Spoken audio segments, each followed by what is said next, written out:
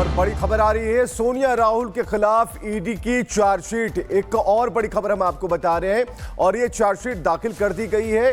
किस मामले में ये भी हम आपको बता रहे हैं। सोनिया राहुल के खिलाफ ईडी की चार्जशीट की बात सामने आई है और लगातार कांग्रेस इस बात को लेकर विरोध जता रहा है।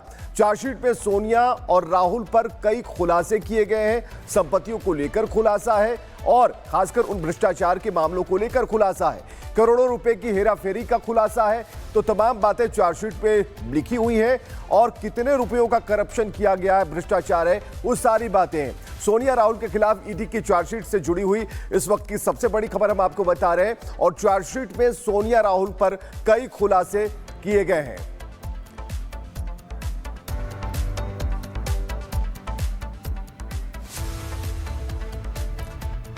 तो ये तस्वीरें हम आपको दिखा रहे हैं कि किस तरीके से अब एजेएल हड़पने की साजिश, धोखाधड़ी कर जो संपत्तियां बनाई गई। कांग्रेस नेताओं ने एक संपत्ति हड़पने की साजिश रची। एजेएल की संपत्ति 2000 करोड़ रुपए थी और सिर्फ 50 लाख रुपए में प्रॉपर्टी पर कब्जा किया गया। अब आपको बताएं कि सोनिया राहुल के पास कंपनी के 76% शेयर हैं और इसके अलावा जो जानकारियां मिल पा रही है 24% शेयर जो है मोतीलाल वोरा और ऑस्कर फर्नांडिस के पास है। तो ये पूरा परसेंटेज जो है, प्रतिशत है, वो निकालकर बताया गया है कि किसका कितना शेयर है, बेईमानी कितने की गई है। इसके अलावा हम आपको बताते हैं, अगला ग्राफिक्स हम आपको दिखाते हैं कि क्या खुलासा किया गया है। अब यंग इंडियन को सोनिया और राहुल ने नियंत्रित किया, ये बातें खुलासे में है।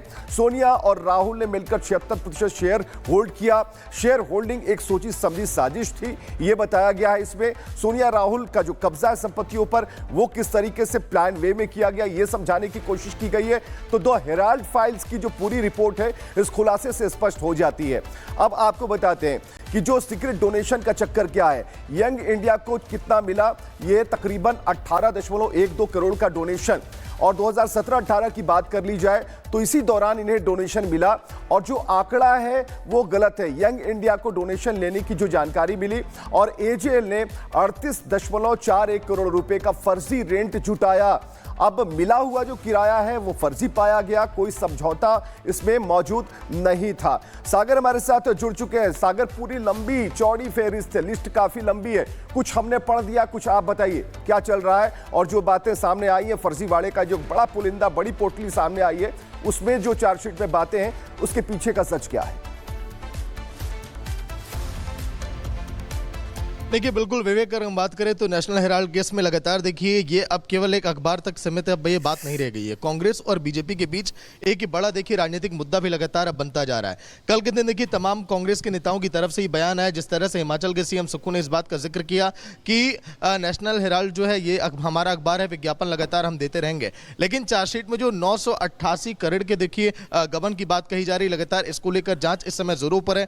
कल के दिन पूरे देश भर में हमने देखा किस तरह से कांग्रेस के कार्यकर्ताओं ने, नेताओं ने प्रदर्शन किया। लगातार वो आरोप यही लगा रहे हैं कि राजनीतिक देखिए मंशा और राजनीतिक द्वेष की वजह से इस तरह से कांग्रेस को लगातार घेरा जा रहा है। चाहे हम बात करें सोनिया गांधी, चाहे हम बात करें राहुल गांधी या सैम पित्रोदा, जिन पर देखिए चार्जशीट में जिनका नाम है।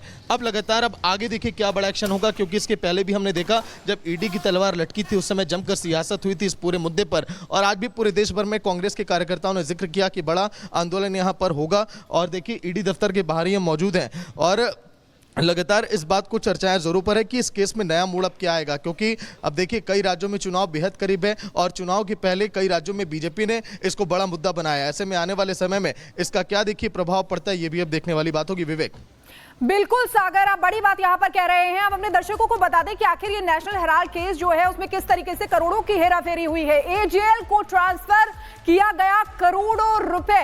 कांग्रेस नेताओं के कहने पर ये पैसे ट्रांसफर हुए थे, बिना किसी कमर्शियल ट्रांजैक्शन के ये पैसा जो था वो ट्रांसफर हुआ था। एक्सक्लूसिव जानकारी हम आपको दे रहे हैं। देखिए किस तरीके से शेयर होल्डिंग जो थी वो भी पूरी तरीके से सोची समझी साजिश थी।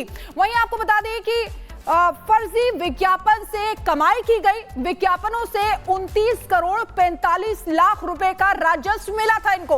बिजनेस को ध्यान में रखा और नहीं दिए ज्यादातर विज्ञापन। कांग्रेस नेताओं को जन्मदिन बधाई के रूप में विज्ञापन दिए गए और एजेएल को 29 करोड़ 45 लाख रुपए का राजस्व मिलने का दावा किया गया।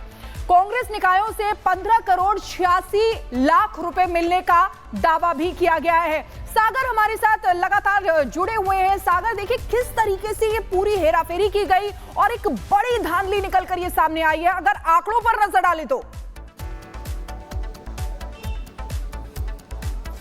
देखिए, बिल्कुल अगर हम बात करें तो ट्विटर पर भी लगातार इसकी चर्चाएं जोरों पर है, क्योंकि गांधी परिवार पर ये बड़ा आरोप लगा है। यही नहीं, इस समय तो देखिए सपा की बात करें, कांग्रेस की बात करें, अन्य जो इंडिया अलायंस की पार्टियां रही हैं वो भी लगातार इस समय आरोप यहां पर लगा रही हैं, क्योंकि देश भर में कई सारी देखिए ऐसी संपत्तियां हैं। जिस तरह से नेशनल हेराल्ड केस का भी यहाँ पर जिक्र किया गया, बीजेपी लगातार इसको लेकर कांग्रेस को अब घेर रही है।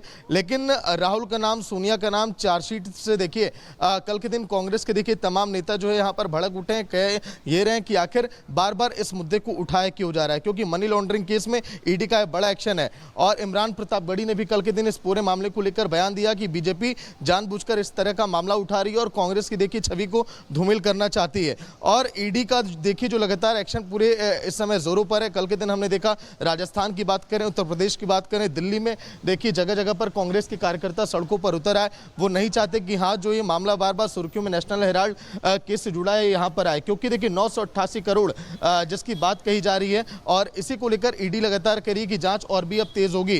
कल के दिन देखिए अगर हम बात करें तो कांग्रेस के भी तमाम जो कार्यकर्ता राजस्थान में थे, चाहे पूर्व मुख्यमंत्री की बात करें, अन्य कार्यकर्ताओं की बात करें, वो भी यहां पर कह रहे हैं कि यहां पर देखिए झूठे आरोप ये लगाए जा रहे हैं, क्योंकि सैम पित्रोदा, सोनिया गांधी, राहुल गांधी, इन पर पहले भी आरोप यहां पर ये लगते रहे। लेकिन आने वाले दिनों में देखिए बिहार की बात करें, पश्चिम बंगाल की बात करें, कई राज्यों में चुनाव है। ऐसे में इसको जो है कांग्रेस अब ये कह रही है कि राजनीतिक मुद्दा बनाकर बीजेपी जो है लोगों के बीच जाना लेकिन सवाल यही है ना सागर के देश में चुनाव तो हर 6 महीने पे रहते हैं और ऐसे मामले कभी ना कभी तो सामने आएंगे ही और ऐसे मामलों में पूछताछ तो होगी ही। तो बार बार क्यों ऐसे मामलों को चुनाव से जोड़ा जाता है? धन्यवाद आपका इस तमाम जानकारी के लिए।